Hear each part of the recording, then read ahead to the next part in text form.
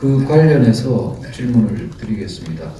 윤 후보께서는 2019년 6월 17일 검찰총장 후보로 지명되셨습니다. 그런데 후보의 부인이 대표로 있는 코바나 컨텐츠가 기획 전시를 공교롭게도 그해 6월 13일부터 9월 15일까지 했습니다. 윤 후보께서 총장을 이제 7월에 취임하셨는데 그 전후로 협찬한 기업이 4곳에서 16곳으로 급증했습니다. 보통 이제 협찬 기업들이 검찰총장을 의식해서 보험용 협찬을 한 거 아니냐 하는 이제 의문이 제기되어 왔는데요. 혹시 후보께서는 이 협찬 증가 사실을 언제 아셨습니까? 저는 지금도 잘 알지 못하고요. 네. 그리고 그 협찬이 뭐 증가했다고 하는데 제 처가 제가 뭐 그 국정원 사건으로 좌천을 가서 보검에 있을 때도 이보다 더 큰 전시도 했고 또 협찬을 그야말로 뭐 현금 협찬을 이렇게 그냥 무상으로 받은 그런 협찬은 제가 볼 때는 없는 것으로 알고 있습니다. 그러면 표를 사가는 것이고요.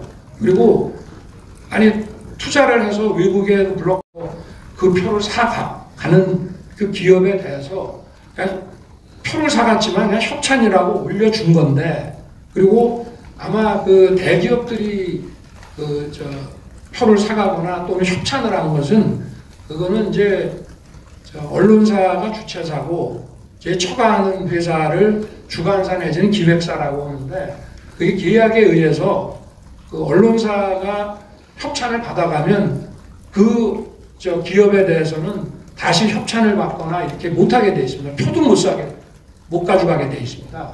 그렇기 때문에 그 늘었다고 하는 것이 어떤 기업인지, 그게 혹시 언론사와의 관계에서 그 언론사의 협찬을 한 기업을 말하는 것인지, 왜냐하면 6월 13일부터 만약에 전시가 시작이 됐다면은 그거는 아마 5월 달에 이미 그 브로셔가 다 나가야 되고 거기에 협찬사에 대한 인쇄가 들어가야 되기 때문에 그 전에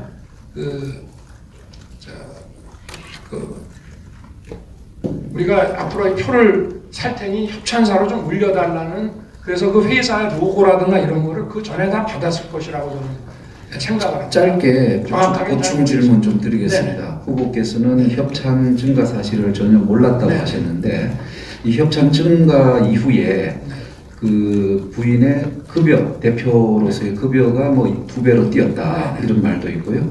근데 그 부인께서 상당히 액티브하게 사업을 해오신 걸로 알고 있는데 결혼 이후에 평소에 이런 사업 관련 대화를 전혀 나누지 않습니까?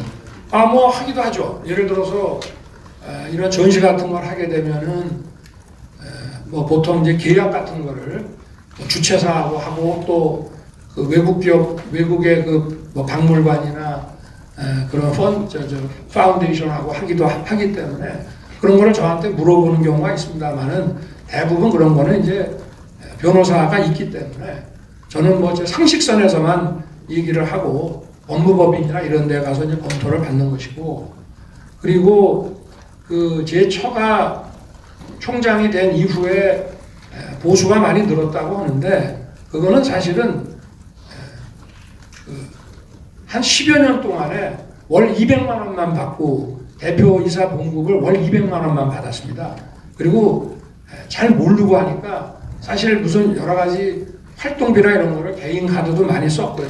그런데 법인에 이제 유보금이 좀 남게 돼가지고 거기에 대해서 또 세금도 내고 또 그걸 받아오면 또 소득세도 내야 되고 하는 상황에서 이제는 좀 급여를 올려서 가지고 오는 게 좋겠다라고 해서 한 것이지, 그게 뭐 그 당시에 제가 총장 취임을 전후한 그 전시로 돈을 벌어서 가져온 건 아닙니다.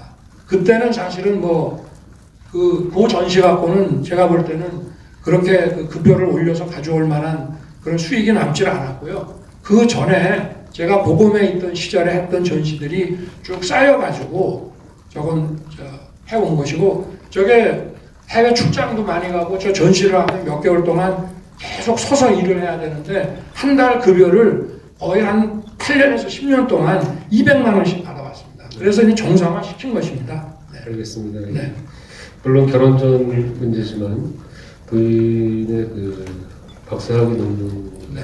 허위 이른바 허위 경력 아니냐 이렇게 기재한 거 아니냐는 네. 말수로 곳곳에 나오고 있습니다. 네. 저는 뭐 학위 문제 이정수 국장이 지금 네. 질문을 준비했는데요. 예, 국민대가 이제 내년 2월까지 이 논문을 검증한다고 하지 않았습니까? 근데 사실 검증 결과 사실 표절이 사실로 나타나게 될 경우에는 윤 후보께서는 어떤 조치를 취하는 게 합당하다고 보십니까? 그게 학문적으로 만약에 표절이고 학문적으로 이 학위를 인정하기 곤란하다 그러면은 당연히 취소되고 그 취소 전에 반납을 해야 되겠죠. 네. 그건 뭐 상식 아니겠습니까? 네. 근데 제가 그냥 처한테 듣기로는 논문 서머라의 그 영문본에 그 메인티넌스를 유지라고 이제 표현을 한 것에 이제 그 과오가 있기는 합니다만은 그거는 뭐 이 자리에서 제가 설명하기는 너무 길어서 말씀을 안 드리고 다만 그 논문이 무슨 디지털 그 3D에 관한 그런 부분이고 사실상 그게 실험 논문이기 때문에 누구 거를 베껴서 쓸 수 있는 것은 아닙니다. 그것이 학문적으로 높이 평가받을 수 있는 건지 또는 그렇지 못한 것인지는 몰라도 이게 누구 거를 베낀 게 아니라 실험 논문이기 때문에 제가 볼 때는 그렇게 그 학문적으로 별로 가치가 좀 약하다 이런 평가는 모르겠습니다만은 표절이 학위를 취소할 정도로 과연 심하냐에 대해서는 뭐 저도 좀 의문을 갖고 있는데 그거는 대학이 자율적으로 판단해서 만약에 이 표절률이 뭐 우리가 보통 문제 삼는 경우가 20% 이상인데요. 그 정도 남아가지고 이걸 인정하기 어렵다 그러면은 아마 제 처의 성격상 그걸 스스로 반납할 거라고 좀 생각하고 있습니다. 네. 예, 그리고 저기 오늘 네. 어제 YTN 보도를 보면요. 네. 부인 김건희 씨가 2007년도에 수원여자대학교에 교수 임용 지원을 하면서 허위 경력과 지금 가짜 수상 기록을 제출했다는 사실이 확인됐습니다. 여기에 대해서 이제 본인은 허위 경력에 대해서는 기억이 잘 나지 않는다. 가짜 수상 기록에 대해서는 돋보이려고 한 욕심이었다고 했고요. 결혼 전 일인데 이렇게까지 검증을 받아야 하냐고 기자에게 거듭 반문한 걸로 되어 있는데요. 윤 후보께서는 어떤 생각이십니까? 같은 생각이십니까? 저는 제 처가 이 기자를 대하는 그런 게 좀 부족하고 해서 가급적이면은 기자하고 통화하는 거를 조금 자제하라고 제가 얘기를 하는데요. 일단 팩트부터 말씀을 드리면은 교수는 아니고 시간 강사와 유사한 겸임 교수입니다. 그리고 그게 산학 겸임 교수고 제 처가 그 수상 경력이라고 하는 그 회사의 운영 과정과 그 작품의 출품에 깊이 관여를 했습니다. 부사장으로서. 그렇기 때문에 그거를 그렇다고 자기 개인의 그 경력이라고 얘기하지는 않았고 그게 산학 연계 시간 강사나 다름이 없는 겸임 교수 자리니까 그거를 참고 자료로 그냥 썼고 그리고 그 게임산업연합회의 비상근 이사라고 하는 것은 실제로 그 이사의 직함을 가지고 게임산업연합회 일을 상당 기간 도왔고 그리고 그 수원여대인지 뭐 폴리테크 대학인지에 겸임 교수 신청을 낼 때 그 재직 증명서는 정당하게 발급받아서 낸 겁니다. 그러니까 YTN의 그 기사는 그 부분적으로는 모르겠습니다만 전체적으로 허위 경력은 아니고 그리고 그 수상이라고 하는 것이 완전히 날조된 것이 아니라 자기가 그 회사의 운영과 부사장으로서 회사의 운영과 작품의 출품 그 아마 그 회사가 제자들하고 같이 했던 거로 기억이 되는데요. 그렇게 제가 들었는데요.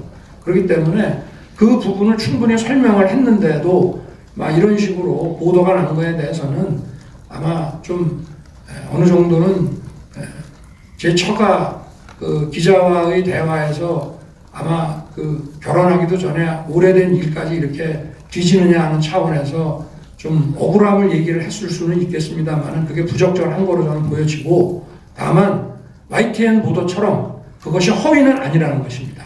네. 그래서 오늘 대변인이 거기에 대해서 자료와 함께 반박을 한 걸로 알고 있습니다. 네, 앞으로도 좀 진실을 놓고 논쟁은 예상되는데 이제 후보 개인 그다음에 이제 부인 이어서 남은 후보님도 예상하시겠지만 이제 장모 관련 의혹들도 세상에 많이 있습니다. 이주연 부국장이 지금 질문을 준비했습니다. 네, 저 윤 후보 장모가 요양병원 운영에 깊이 관여하고 또 22억 원에 이르는 요양급여를 편취했다는 혐의로 실형을 선고받고 지금 법정 구속된 상태입니다. 고성 나왔죠? 네, 네, 예. 하지만 당초 이 사건은 그 2015년에 파주경찰서에 수사가 시작됐다가 그 책임 면제 각서를 받았다는 이유로 입건이 되지 않았고 다시 이제 지난해 재수사를 한 결과가 달라졌습니다. 일단 두 가지 말씀을 여쭤보면요. 이 사건 다시 재수사가 이루어진 것이 아까 계속 말씀하신 그 윤석열 후보 죽이기 과잉수사 이런 일환이라고 보시는지. 네, 그리고 또 한 가지는요. 그다음에 그렇지만 당시 윤 후보는 1심 당시에 법 적용에 누구나 예외가 될 수 없다 이렇게 말씀하셨습니다. 이제 그 시절 그때 말씀하신 거랑 지금 좀 말씀하시는 거랑 뉘앙스가 좀 달라진 것 같은데요. 총장 재직 시절에 또한 그 지난해 3월이죠. 대검이 장모 대응 문건이라고 하는 것을 만들었는데 이것은 누구나 법 적용에 예외가 될 수 없다라는 주장과 또 이걸 방어하기 위한 그것은 좀 배치되는 것이 아닌지 여쭤봅니다. 오늘 이렇게 저를 둘러싼 그 신상 문제를 자세하게 물어주셔서 사실 이런 거를 얘기할 수 있는 기회도 없었는데 이런 기회를 주셔서 아주 대단히 감사하게 생각합니다. 기회 드리는 점은 아닙니다. 네, 하여튼 제가 그런데 통상 어찌됐든 저찌됐든 간에 5년 전에 다 이미 기소가 안 되고 무혐의 판단을 받은 그 사안을 다시 끄집어내서 그 관련자 한 사람의 진술이 바뀌었다고 해서 기소되는 경우는 사실은 거의 없습니다. 그거는 사건의 당사자들이 지속적으로 이의를 제기하고 항고, 재항고를 거듭하는 경우에는 있을 수 있는 거지만 이렇게 당사자들이 이의 제기하지 않는 상황에서 이런 건 아주 이례적입니다. 그리고 당시에 작년 11월 24일 날 제가 전격적인 징계 청구가 됐는데 그 오후 4시인가 6시에 제가 징계 청구가 됐는데 그날 2시에 이 사건이 기소가 됐습니다. 그런데 원래 그 얼마 전부터 이거를 조사를 한다고 해서 저희 장모의 변호인이 이제 의견서를 내기로 하기 전입니다. 검찰과의 협의하에 그 아마 수요일인가 목요일까지 의견서를 내기로 했고 검찰 관계자들도 좀 이거는 법리 판단이 중요하니까 의견서를 잘 내달라고 했는데 그거 받기도 전에 화요일 날 저 징계 청구 직전에 전격적으로 이 사건이 기소가 됐습니다. 그리고 그 주 모 씨라고 하는 그 사건의 이제 주 피의자가 처음에는 이거를 대여금이라고 했습니다. 대여금이라고 하면은 기본적으로 공범 자체가 성립될 수가 없는 것입니다. 그리고 당시에도 이 요양병원에 돈을 빌려준 사람은 어느 누구 하나 기소된 사람이 없습니다.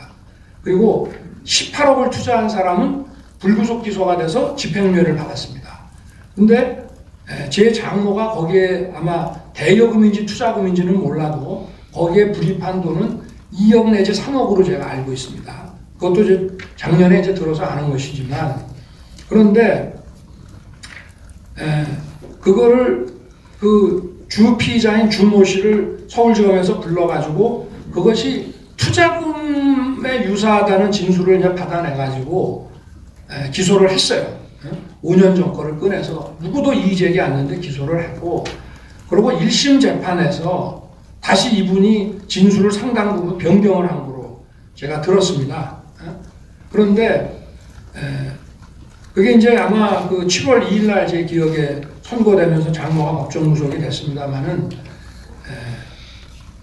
검찰 재판부에서 이렇게 물었다고 그래요. 이걸 도대체 5년 만에 왜 기소했냐라고 검찰에 물으니까 그 주 피의자가 진술을 바꿨다. 그럼 그 사람 얘기를 한번 들어보자. 그래서 딱 한 명에 대해서 증인신문을 하고 변론 종결을 했는데 검찰에서 논고를 하고 이쪽에서 최후 진술을 이제 마지막 피고인 진술을 해야 되는데 재판장이 피고인 진술도 필요 없다.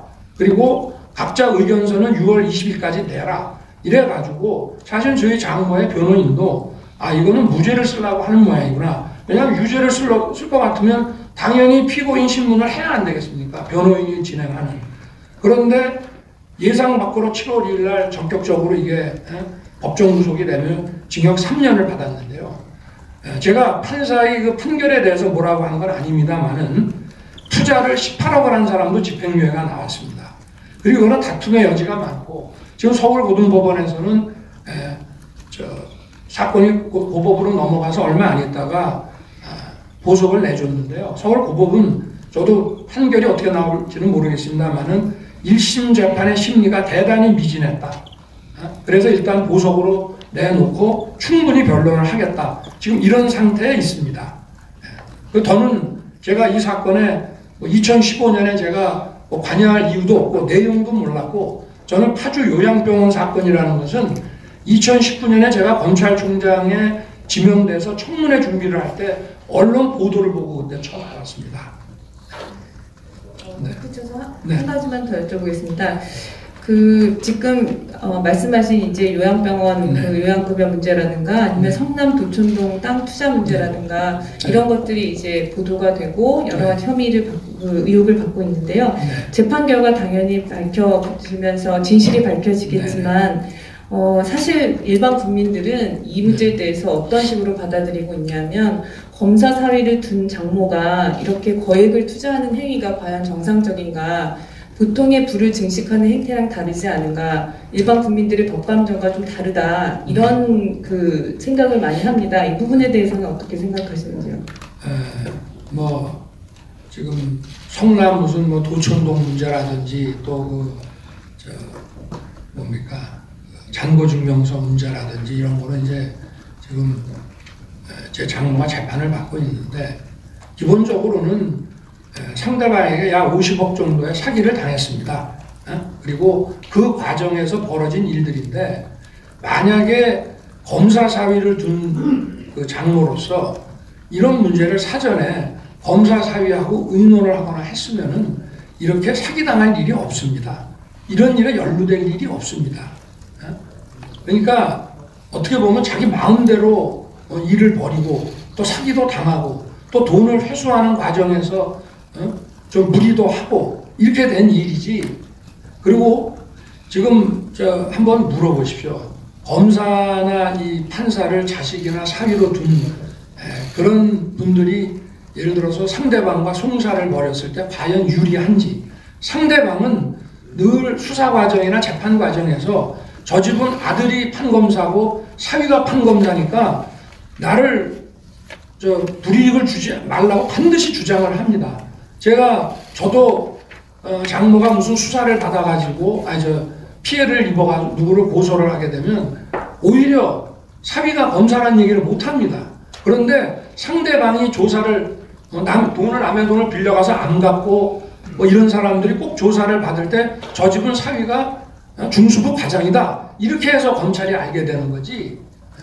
실제로 안 그렇겠습니까? 소송을 하고 송사를 벌이는데 상대방의 자식이 판사나 검사라고 할 경우에 그걸 묵비를 하고 그냥 재판을 받거나 수사를 받겠습니까? 반드시 그거를 공론화를 시키고 밝힙니다. 그래서 유리할 게 전혀 없습니다. 저는 그 점은 지금 우리 패널께서 지적하신 부분도 국민들이 그러지 않도 하실 수 있지만 그 반대의 점도 좀 함께 같이 생각해 주셨으면 하는 것이 바람입니다. 네. 하지만 이제 국민 아까 법감정이라고 얘기하는 건 좀 추상적이지만 물론 그 처갓집에서 어떤 일하는지 다 알 수는 없습니다. 이런 중요한 투자 행위가 더구나 이 아주 요직에 계실 때 이루어졌던 것인데 전혀 상의하거나 전혀 그 낌새도 같습니다. 아니 그 투자하고 제 직무하고 무슨 관계가 있으며 저는 제가 이미 결혼할 때 그 정모 씨라는 사람이 결혼 날짜를 앞두고 있는데 총장 장관한테다가 투서를 막 집어넣어가지고 제가 우리 철을 알기도 훨씬 전에 벌어진 일들이 제가 관여한 거라고 막 그런 사실과 다른 막 진정서를 넣어서 그걸로 감찰부가 뭐 물론 제가 정식 감찰을 받지는 않았습니다. 그 감찰 내사 단계에서 끝났습니다만 그런 걸 저는 겪었기 때문에 저는 결혼하고 나서도 만약에 장모를 만날 때가 되면은 제발 이제 그냥 좀 지내시고 누구한테 돈을 빌려주거나 뭐 이런 투자나 이런 거 좀 하지 마시라고. 그리고 사위가 이 권력자의 부정부패를 조사하는 사람이기 때문에 그 나중에 돈을 못 받아도 그거 돌려달라고 법적인 조치도 취하기 어렵습니다. 그러니까 그런 거 하지 마시라고 했고, 실제로 제 장모가 법적인 조치를 취하면 저쪽에서는 사위가 영향력을 행사한다고 늘 공격을 합니다. 그래서 제가 그런 걸 하지 말아달라 아주 신신당부를 했습니다.